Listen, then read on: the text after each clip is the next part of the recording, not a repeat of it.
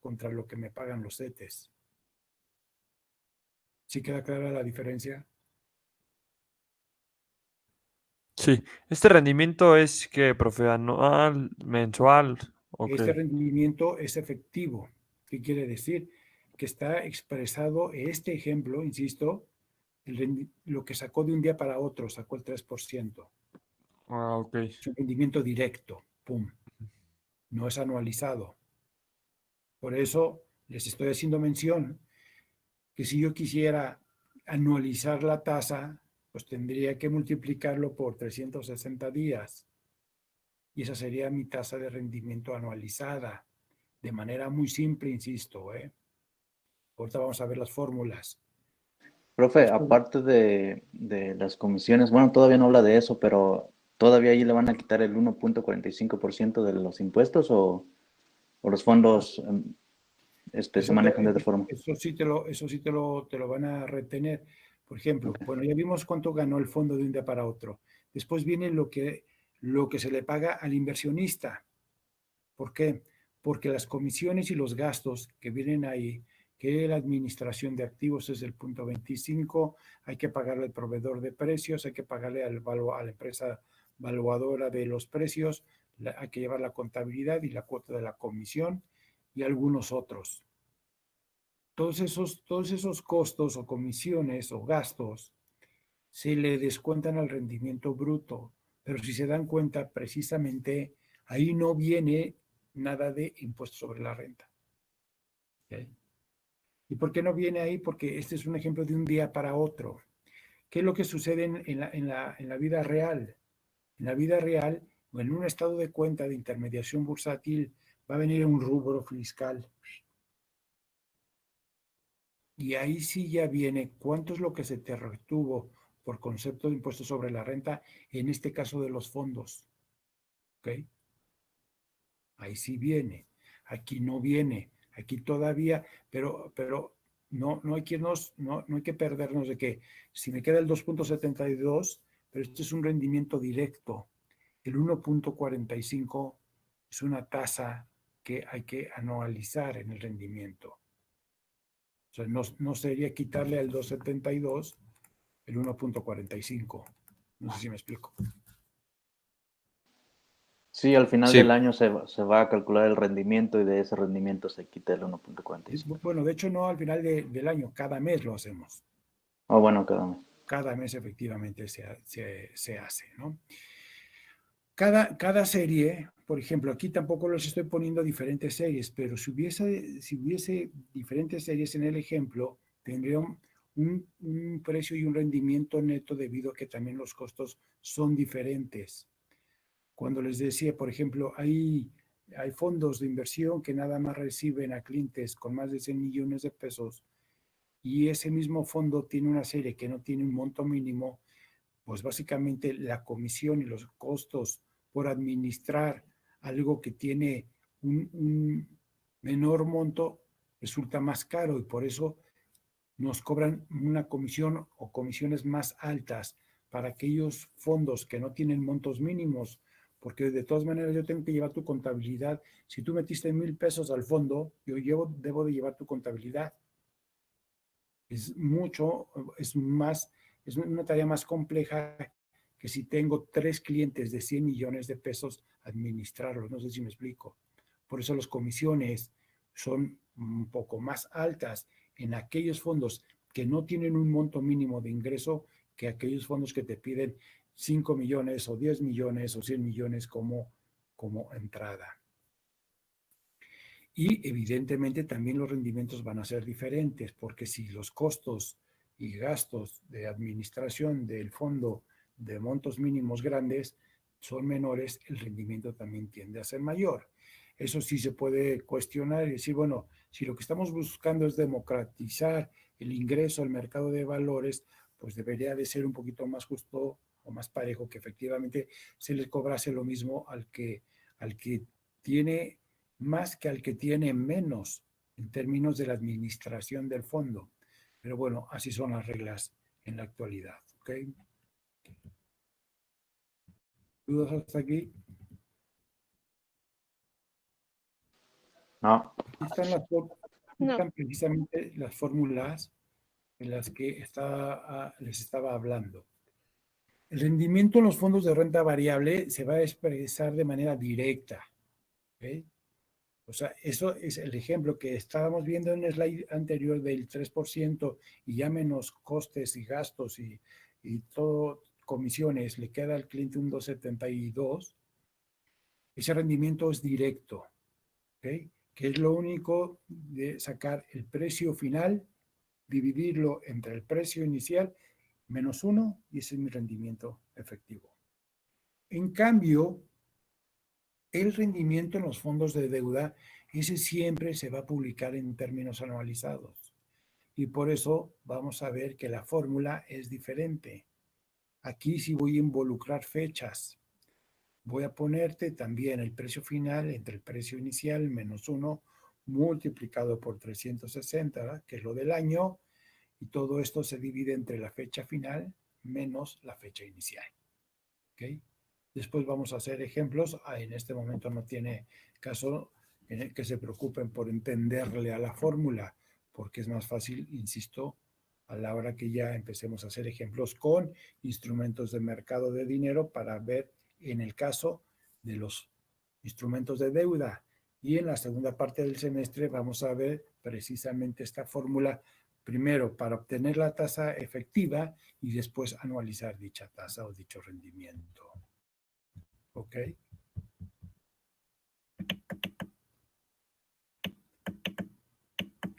Y por último, el día de hoy, jóvenes, si les dije que nos vamos temprano, ¿verdad? Sí. Calificaciones. No las de ustedes, sino la de los fondos. Todos los fondos de deuda, ojo, deuda, no los fondos de renta variable, los que tienen acciones, esos no llevan calificación, pero los fondos de deuda sí. Así como los instrumentos de deuda tienen calificación, pues evidentemente los fondos que invierten en instrumentos de deuda van a tener que ser calificados. Y las empresas que califican precisamente los instrumentos de deuda y los fondos de deuda son varias. Ahí les puse como ejemplo Standard & Poor's, Fitch Ratings, Moody's y HR Ratings. Y la calificación de este instrumento cuenta o toma en cuenta dos variables. Una, lo que les decía del riesgo emisor o riesgo crediticio. Y del otro lado está el riesgo de mercado. En el caso del riesgo crediticio, la calificación me va a dar a conocer la probabilidad de pago de ese fondo o de ese instrumento de deuda. Me va a decir, o me intenta decir, cuál es la calidad y cómo está diversificado los activos. Si estoy hablando de un fondo de deuda, los activos del portafolio. Me va a decir también cuáles son las fuerzas y debilidades del equipo administrativo y su capacidad operativa. Cuando yo veo la calificación AAA, es la calificación más alta. ¿Okay? Después viene, como lo pueden ver, AA, A, triple B, B, B, triple C, doble C, C y D. Y ahí viene la explicación de cada uno. La AAA es la mejor, que es una calificación extremadamente fuerte, AA muy fuerte, A fuerte, triple B adecuada. Y a partir de la B, jóvenes, eso no viene ahí, pero de todas maneras lo vamos a ver más adelante, que es el significado para la calificación de, por ejemplo, de la deuda soberana que tiene México. Vamos a ver que a partir del escalón B, se pierde el grado de inversión, ¿ok? Pero eso lo vamos a ver un poquito más adelante. Insisto, ¿qué quiere decir? Esto se los empiezo a dejar para decir, bueno, si yo soy un inversionista con un perfil conservador, pues me tengo que fijar efectivamente primero en la calificación crediticia o la calificación del emisor. yo buscaría, si soy conservador, que todas mis inversiones estuvieran en AAA o en AA. Pero ¿qué sucede con las calificaciones AAA o AA? Pues que son las que pagan los rendimientos más Más Más bajo. bajos. Más bajos. más bajos, efectivamente. ¿Qué quiere decir? Que bueno, ¿puedo invertir en calificación BBB? Por supuesto. W ya no me sentiría tan cómodo, la verdad, si estoy hablando de deuda y dependiendo de las características del emisor, si conozco el emisor, etcétera, etcétera. Ya una calificación de una sola B, yo ya no te recomendaría participar ahí. ¿Okay? Todavía una doble B para arriba. Y eso lo tienen que checar. Y eso todos los fondos de deuda tienen esa calificación. Hay fondos que tienen AAA, hay fondos que tienen AA. Generalmente, las calificaciones de los fondos de deuda se mueven en los 3 primeros escalones, es decir, AAA, AA y A. ¿Okay? Y creo que en esos niveles no contemplamos mayor riesgo. Eso por lo que toca al riesgo emisor, el riesgo crediticio. Luego nos vamos a ir al lado del riesgo de mercado. El riesgo de mercado es una calificación de número y lo que me va a expresar es la sensibilidad que tiene el instrumento ante cambio en las condiciones de mercado. Y me va a decir qué posibilidad tengo de pérdida en algún movimiento adverso de algunas variables del mercado.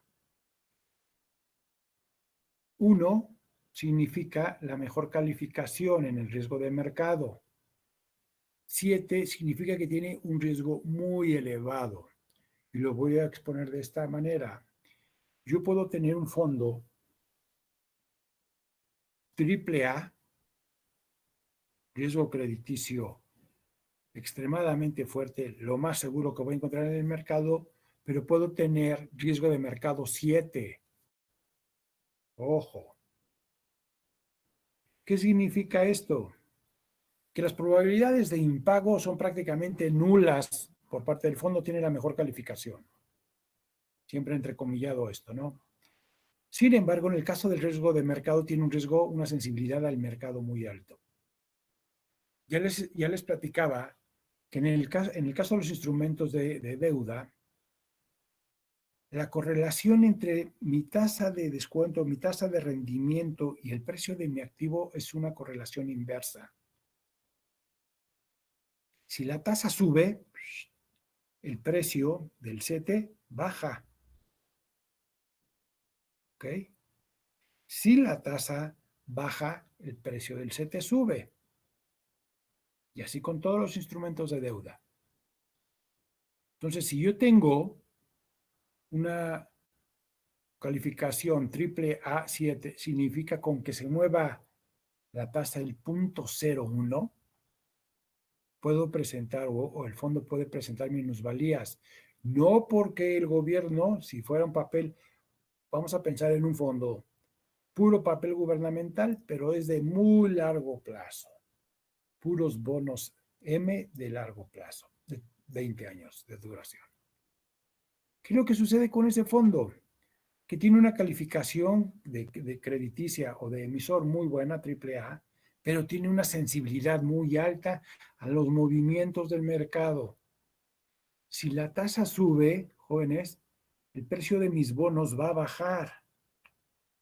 Y entonces a la hora que entra la evaluadora, lo que estábamos viendo los slides atrás, va a ver que el precio de ese bono ha disminuido y me va a determinar una nueva evaluación para el total del fondo y resulta que dicha evaluación es menor que la del día anterior.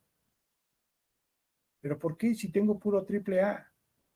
Es que en el riesgo de mercado, al ser tiene tanta sensibilidad al mercado que si la tasa de largo plazo se movió hacia arriba el 0.01, el precio de mi activo de ese bono bajó.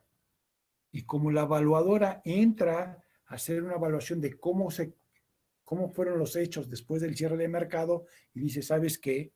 El precio de los bonos que conforman tu portafolio, los que conforman tu fondo de inversión, bajaron. Pero no bajaron porque el gobierno dejase de pagar. Bajaron porque la tasa se movió un poco para arriba y entonces el precio del bono bajó. Y luego entonces, de un día para otro, tenemos un rendimiento negativo, una minusvalía. ¿Qué sucede en el caso inverso? Con este mismo fondo, tengo un fondo puro papel gubernamental, AAA, calificación de mercado 7, altamente sensible. La tasa baja 0.02 de estos bonos y lo que sucede es que el precio del bono se revalúa, sube de valor y entonces llega precisamente la evaluadora a la hora del cierre de mercado y checa cómo fueron los últimos hechos de estos bonos y resulta que todos subieron de precio. Los evalúa, les pone precio y resulta que la evaluación del fondo de este día respecto al día anterior subió notablemente el precio de sus activos. ¿Y se traduce en qué? Que el rendimiento de un día para otro, ¡pum!, fue muy alto. ¿Por qué? Porque bajó la tasa 0.02. ¿Qué significa esto? ¿Qué es lo que les quiero dar a entender? Que en el mercado de deuda y en el mercado de fondos, evidentemente ya vimos también en el día de ayer, si mal no recuerdo, o antier, una gráfica donde veíamos que a mayor plazo había mayor ¿qué? A mayor plazo ¿qué hay? ¿Hay mayor riesgo o menor riesgo? Hay mayor riesgo, ¿no? Hay un mayor riesgo, efectivamente. Pero el riesgo no siempre va asociado al riesgo de impago, a un riesgo crediticio, sino también está asociado a un riesgo de mercado. Si las tasas se me mueven, esas tasas de muy largo plazo se me mueven muy poco, eso va a hacer que el precio del bono también se mueva. Y les he dicho, es una relación que es inversa. Si sube la tasa, el precio del bono baja. Si baja la tasa, el precio del bono sube. Entonces, cuando yo me encuentro con un fondo que está pagando muy bien, y es una calificación AAA7, es porque estoy viendo que en el tiempo reciente, las tasas de interés han tendido a la baja. Y estos fondos pagan muy bien. ¿Qué va a pasar con el mercado después? Bueno, va a llegar un momento en que las tasas ya no bajen y posteriormente empiecen a subir. ¿Qué va a pasar con un fondo de estas características? Que entonces sus rendimientos van a empezar a ser malos o inclusive va a haber días de rendimientos negativos. ¿Okay? Ese es un ejemplo de un AAA7. Me voy con un AAA1. Sensibilidad al mercado extremadamente baja. ¿Por qué? Porque generalmente un fondo con un AAA1 trae CETES, no trae bonos gubernamentales de largo plazo, ni papel comercial de largo plazo, no. Trae todo a corto plazo. Y mientras a más corto plazo sea, yo ya sé que primero voy a ganar menos, pero por otro lado, al tener una sensibilidad extremadamente baja a los movimientos de mercado, puedo decir que si sube la tasa 0.01, el precio de ese CETE prácticamente no se va a mover porque es de muy cortito plazo. En cambio, los de muy largo plazo se mueve el 0.01 para arriba y sufre el precio del bono. En el caso de un CETE de corto plazo no sucede lo mismo. ¿Qué quiere decir? Que el plazo viene muy ligado al riesgo de mercado y no tiene que ver que si me van a pagar o no me van a pagar, simplemente a la variación que hay o las fluctuaciones que hay en el mercado en términos de tasa va a tener una afectación en el comportamiento del fondo. Oye, pero es que son de deuda y que se supone que no pueden perder. No, todos los instrumentos pueden perder, incluyendo el CETES, incluyendo el CETE. Si tú compraste el CETE, vamos a pensar que compraste el CETE en la subasta de antier, del martes, y hoy ya los pagaste. Y quedó, ¿en cuánto quedamos que quedó el CT? En 4, ¿cuánto, jóvenes? 4.48, por ahí. En la subasta de esta semana no me acuerdo. Anyway. Vamos a pensar que quedó 4.48 la tasa ponderada. Si la semana que sigue, el próximo martes, el CETE, porque pasó algo extraordinario, la tasa del CETE se va al 6%, mi CETE de 4.48 ha perdido valor. No lo vemos o no lo percibimos porque generalmente nos vamos a quedar con él hasta su vencimiento, pero me va a estar pagando el 4.48. Pero si yo quisiera vender ese CETE, lo tendría que vender por debajo de como lo he comprado. Y eso es una pérdida. ¿Por qué? ¿Por qué lo tendría que vender por debajo de como lo he comprado? Porque ¿quién me lo va a querer comprar a una tasa del 4.48 cuando en el mercado están al 6? Nobody, nadie. Entonces yo para poderlo vender, si necesito liquidez, voy a tener que ponerle un precio que sea atractivo y que le represente una tasa del 6% al potencial comprador. Y eso implicaría tener que venderlo por debajo de cómo lo he comprado. Y eso es una pérdida. ¿Sí queda claro? Sí. ¿Dudas, jóvenes? No. ¿Seguros, seguros? ¿Listos para un examen la semana que entra? No, pero yo tengo No, yo tengo una duda, profe. No es cierto lo del examen, ¿eh? Si quisiera yo sacar la distribución de, por ejemplo, crediticio, en su experiencia, ¿en dónde está la media en general, el perfil de riesgo de las personas? ¿En dónde tienden más a invertir? Los O inversionistas, o sea, sea, por ejemplo, un perfil conservador sí no me baja de un AA. Y pero no creo que la mayoría de las no, personas sea... no. Por eso hablo de un perfil conservador.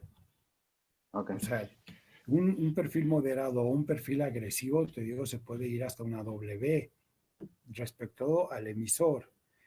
Y puede estar también invertido respecto al mercado en niveles del 3, 4, 5%, 5 puntos, es decir, un AA, un triple B5. Cuando las cosas van bien, un triple B5 paga muy bien. ¿Y qué significa que las cosas vayan muy bien? Primero, que las tasas traigan una tendencia de baja para que el riesgo mercado, porque en un nivel 5 yo ya tengo una sensibilidad que va de moderada a alta. Entonces tengo que ver el ciclo del costo del dinero.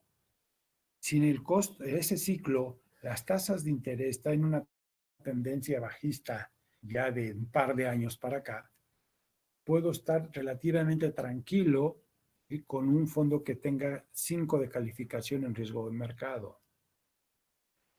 Y también yo ya sé que si compro un triple B, estoy comprando también emisoras que no son exclusivamente gubernamentales. Si yo compro un fondo triple B5, por ponerles un ejemplo, que hay quien lo compra efectivamente, que es con un perfil más agresivo, primero ve quiénes son las empresas, porque seguramente hay papel gubernamental, pero ahí va a haber papel de empresas. Hay que revisar qué tipo de empresas y qué empresas son. Y por el otro lado, ver que efectivamente, si estoy como en la actualidad en un ciclo de baja de tasas, que valga la pena yo estar asumiendo un mayor nivel de riesgo de mercado. En lugar de estar en un 3 o en un 2, me voy a un 5.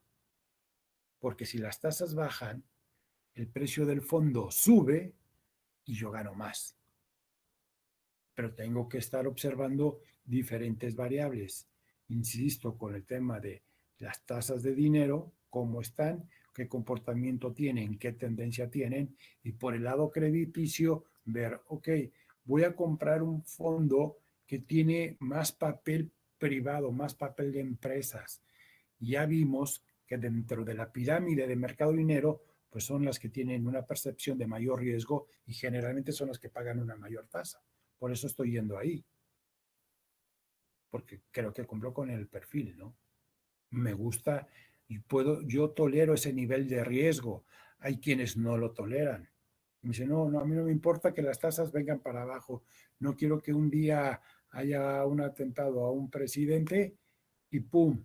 ¿Qué pasa con el mercado? Que las tasas van a brincar hacia arriba.